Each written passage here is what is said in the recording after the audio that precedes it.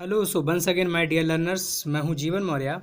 और आज की क्लास में हम ऑनलाइन क्लास में क्लास नाइन्थ का जो हमने सेकंड पोएम एक्सप्लेन की थी, आप लोगों के साथ डिस्कस की थी, the mountain and the squirrel, जो क्लास नाइन्थ की है। इसको हमने बहुत अच्छे से एक्सप्लेन करने का कोशिश की थी और आई होप ये वीडियो आपको समझ में आया होगा जो इससे पहले वाला।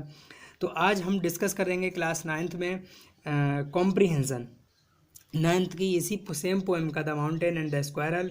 ये जो लिखी थी पोएम इन्होंने वो R.W. इमर्सन, जिनको हम, इनका पूरा नेम होता है रैल्फ वेल्डो इमर्सन।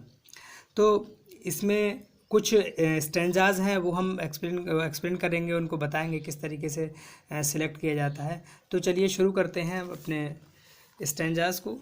देखिए ये पोएम है, आई थिंक ये आपको अच्छे से दिखाई दे रही होगी, इसकी विजिबिलिटी भी ठीक होगी। तो अब बात ये आती है कि इसमें जो एक्सप्लेनेशन था वो तो अच्छे से समझ में आ ही गया होगा।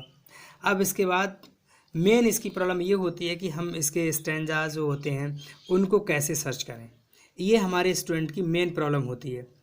तो मैंने कोशिश की इसमें शॉर्ट आउट करने की सभी तरह की जो प्रॉब्लम्स थी उनके लिए, क्योंकि इसमें होता क्या है, अगर हमें पोएम से स्टैंजा समझ में नहीं आएंगे तो हम इसके अलावा जो भी इससे रिलेटेड वर्क होता है वो हमें करने में बहुत ही प्रॉब्लम होती है। तो बहुत प्रॉब्लम होती है। इसके साथ साथ हमने और भी चीज़ें इसमें, इसकी वोकैब को भी बताया था, है ना। तो आई थिंक मैं बहुत सारी चीज़ों को एक्सप्लेन कर चुका था। अब हम बात करते हैं कॉम्प्रीहेंसन की। देखिए स्टूडेंट्स, कॉम्प्रीहेंसन पढ़ने से पहले, उसको सॉल्व करने से पहले हमें जो भी स्टैंजा दिया है उसको अच्छे से पढ़ना चाहिए। उसके जो मीनिंग्स क्लियर होना चाहिए, क्या उसका सेंस कह रहा है, पोइट आखिर उसमें क्या कहना चाह रहा है, या कोई पैसेज है तो वो राइटर उसमें क्या कहना चाह रहा है, उसकी जो थिंकिंग है वो हमें अच्छे से वेल नोन होना चाहिए। मेरा ये सजेशन रहेगा आपको कि अच्छे से वो समझ में आना चाहिए आपको। और तो चलिए शुरू करते हैं। ये है पैसेज हमारा फर्स्ट स्टैंजा। ये द वन रिप्लाई से लेकर एंड स्फीयर तक दिया हुआ। जो write the title of the poem from which the above noted stanza has been taken, who is the poet of this poem. इसका पूछ रहा है ये टाइटल का क्या है, यानी किस पोएम से लिया गया है। दूसरी बात ये इन्होंने ये कहा है कि who is the poet of this poem, of the poem, इस पोएम के पोएट हैं वो कौन है। तो आंसर है the above noted stanza has been taken from the poem the mountain and the squirrel. देखिएगा हमें क्वेश्चन से ही आंसर लिखना होता है। देखिए यहाँ से लिया हमने the above noted stanza has been taken from, अब यहाँ से फ्रॉम द पोएम जोड़ दिया, the mountain and the squirrel. फिर अब हमें लिखना था इसका answer, who is the poet, poet कौन है। तो पोएट है the poet of the poem is R.W. Emerson. Means हमने जो पहले बता दिया था, इनका फुल नेम जो था वो रैल्फ वेल्डो इमर्सन। ओके, ये था। तो ये क्वेश्चन आई होप समझ में आया होगा हमारे सभी लर्नर्स के। अब हम बात करते हैं, थोड़ा सा और आगे बढ़ते हैं। What was the mountain proud, mountain proud of, mountain को क्या प्राउड था, किस बात का घमंड था। देखिए जो प्राउड है इसके साथ प्रपोजिशन ऑफ आता है, ये कंप्लीट तभी होता है जब प्राउड के साथ ऑफ होगा।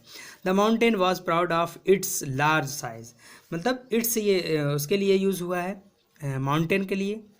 और mountain was proud of, mountain को घमंड था, माउंटेन को नाज था अपने आप पर, माउंटेनों को गर्व था कि लार्ज साइज को, मैं बहुत बड़ा हूँ, बहुत सारे जंगल्स को अपनी पीठ पर, अपनी बैक पर उगा सकता हूँ और बहुत सारे गिलहरियों के रास्ते भी बना सकता हूँ, यही तो घमंड था उसके लिए। चलिए देखते हैं आंसर इसका, वो आंसर तो हो गया। नेक्स्ट क्वेश्चन है in front of you, what example does the squirrel give to prove, सिद्ध करने के लिए क्या एग्जाम्पल देती है squirrel, that it is as important, क्या इम्पॉर्टेंट होता है, एज द अदर थिंग्स, दूसरी चीज़ों का, that go to the make up year, और जो मतलब छोटी छोटी चीज़ों से मिलकर हमें बहुत सारी चीज़ों को बनाते हैं, उनसे क्या मिलता है, ये क्या हम फाइंड आउट करते हैं, क्या सीखते हैं, इन सब चीज़ों को हम पढ़ते हैं। नेक्स्ट आंसर इसका, the squirrel gives the example of the year to prove that, क्या देती है, prove that it is as important as the other things, every small weather, छोटे छोटे मौसम को मिलकर क्या बनता है, is equal important to make up the year, यानी मौसम कैसे बनता है, छोटे छोटे डेज को मिलाकर, छोटे छोटे आवर्स को मिलाकर। जब आवर छोटे छोटे मिलते छोटे डेज को मिलाकर तभी तो मौसम बनेगा, तभी तो जो 3 मंथ्स का जो टाइम ड्यूरेशन होता है किसी एक वेदर का, 6 मंथ का, जो भी है जिस तरीके से होता है 3 का, तो वो हमारा सेट होता है। तो मतलब उसमें छोटे छोटे पार्ट का भी एक रोल रहता है। जैसे डेज़ को मिलाकर क्या बनता है, वीक बनता है, वीक्स को मिलाकर मंथ बनता है, मंथ्स को मिलाकर ईयर बनता है। तो इसमें इस जो प्रोसेस था, ऐसी ईयर्स को मिलाकर सेंचुरी बनता है। इसमें जो प्रोसेस था, इस प्रोसेस में हर चीज़ का अपनी एक वैल्यू थी। अगर सेंचुरी कहे कि डेज़ की कोई वैल्यू नहीं होती, मैं तो अपने आप में बहुत बड़ी होती है। ईयर कहे मंथ की कोई वैल्यू नहीं होती है, वीक्स की कोई वैल्यू नहीं होती, मेरी अपनी वैल्यू होती है, काउंट किया जाता है 1 ईयर 2 ईयर। तो नहीं, every small things has own value and own importance according to time and place. Okay, next, I hope ये समझ में आया होगा क्वेश्चन आंसर। अब नेक्स्ट है who says these lines to whom. ये थोड़ा सा मिस्टेक हो गया है, यहाँ दीज होना चाहिए, एस बनेगा। ओके, सही कर लीजिएगा। दीज लाइन टू हुम, कौन कहता है ये लाइन किसको?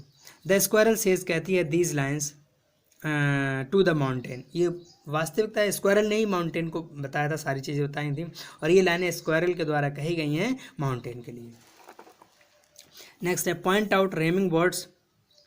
रेमिंग बर्ड्स देखिए लर्नर्स, मैंने कई बार बताया था कि रेमिंग बर्ड्स क्या होते हैं। रेमिंग बर्ड्स बहुत अच्छे से समझाने का कोशिश मैंने किया था।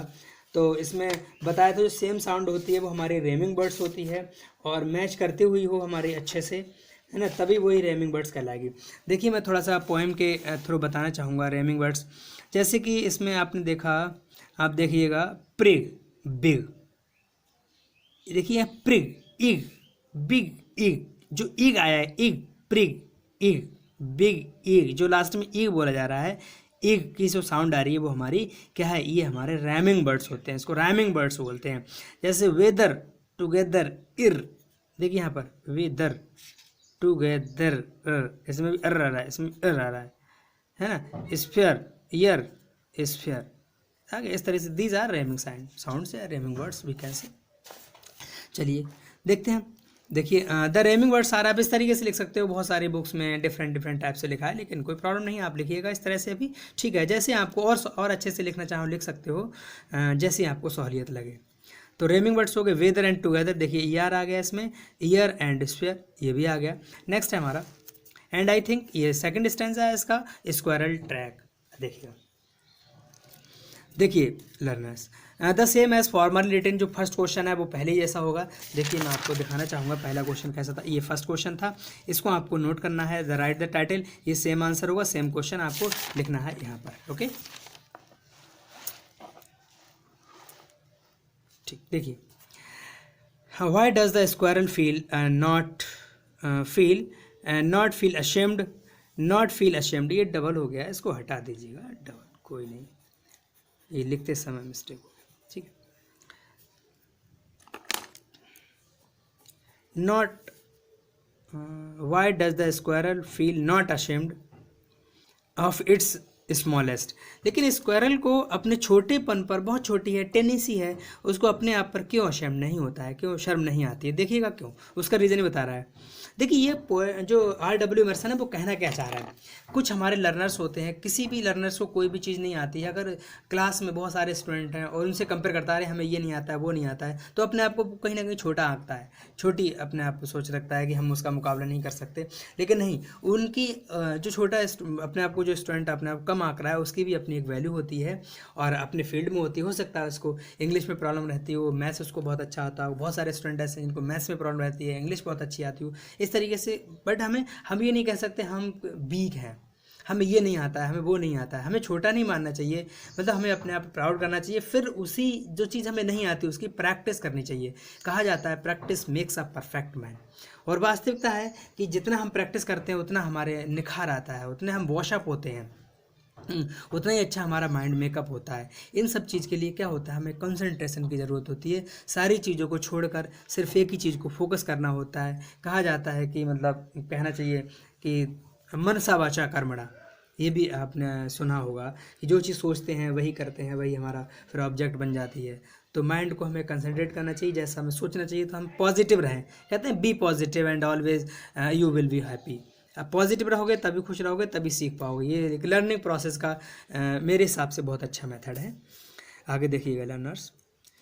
अब देखिए, the squirrel does not feel ashamed नहीं करती है, शर्म महसूस नहीं करती ऑफ इट्स स्मॉलेस्ट, इट्स मतलब छोटे, अपने आप गिलहरी को कहा गया है स्क्वायरल को स्मॉलनेस छोटेपन के लिए, because everyone has its own place and value in the world, everyone has its own place, अपने स्थान पर अपनी वैल्यू होती है, एंड ओन प्लेस अपनी ओन वैल्यू होती है अपने स्थान पर। संसार में हर व्यक्ति की अपनी अपनी जगह एक वैल्यू होती है, हर सब्जेक्ट की अपनी अपनी जगह वैल्यू होती है, हर छोटी से छोटी एनिमल की अपनी एक वैल्यू होती है, कोई भी थिंग्स हो, लिविंग हो या नॉन लिविंग, उनकी अपने प्लेस की अपनी अलग वैल्यू होती है।